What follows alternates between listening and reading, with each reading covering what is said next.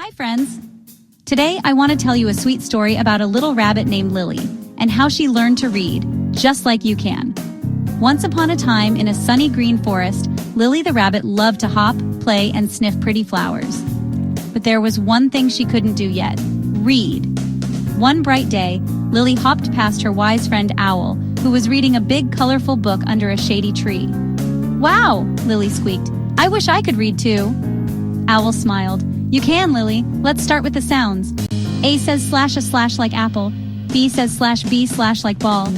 So Lily tried sounding out her first word. Bat.